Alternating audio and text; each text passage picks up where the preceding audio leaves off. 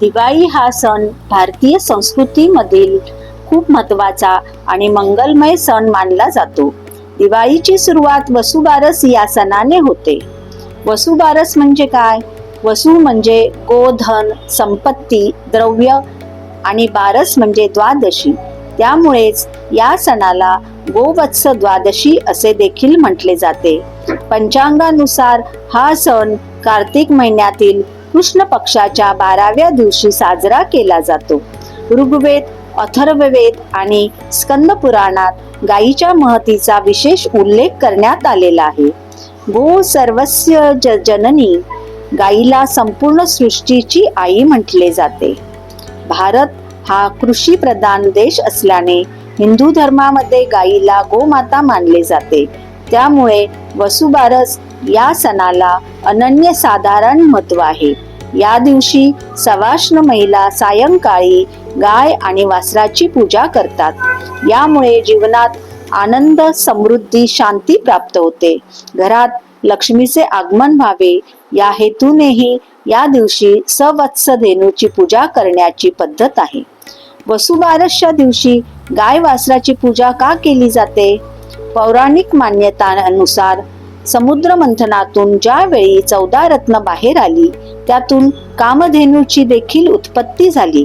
त्यामुळेच हिंदू धर्मामध्ये गायीला महत्त्वाचे स्थान आहे.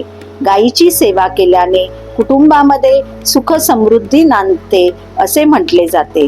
गाय आणि वासराची पूजा करण्यामागे अत्यंत गहन धार्मिक महत्त्व देखील आहे.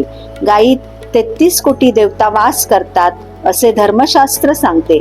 त्यामुळे गायीला पूजून सर्व देवतांचे पूजन होते. या दिवशी स्त्रिया उपवास करतात. आपल्या घरात संपत्ती, संतती आणि आरोग्य टिकून राहावे यासाठी गोमातेला प्रार्थना करतात. या दिवशी गायीची पूजा केल्याने सर्व पापांचा नाश होतो आणि पुण्याची वृद्धी होते अशी मान्यता आहे. शेतीप्रधान संस्कृती असलेल्या भारतामध्ये गायीला केवळ पवित्र जनावर म्हणून नाही, तर कुटुंबाचा एक भाग मानले जाते. त्यामुळे वसुबारसचा सण धार्मिक नसून सांस्कृतिक आणि सामाजिक दृष्ट्याही खूप महत्त्वाचा आहे.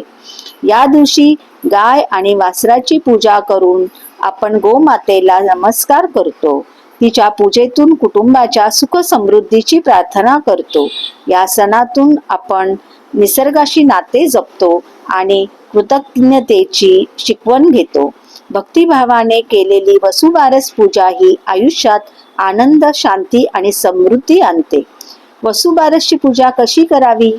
वसुबारसच्या दिवशी सकाळी लवकर उठून स्नान करावे. त्यानंतर चांगले कपडे परिधान करून घराबाहेर गोपद्म रांगोळी काढावी. जर तुमच्या घरी गाय किंवा वासरू असेल तर संध्याकाळी घरातील महिलांनी त्यांच्या पायावर पाणी घालून हळद, कुंकू, अक्षता, फुले वाहून पूजा करावी. गाय वासरू नसेल तर गाय वासराच्या मूर्तीची किंवा प्रतिमेची पूजा करावी. नंतर निरांजन ओवाळून गूळ, चणे, पुरणपोळीचा नैवेद्य दाखवावा. पूजाविधी करताना ओम गौ नमः हा मंत्र म्हणावा.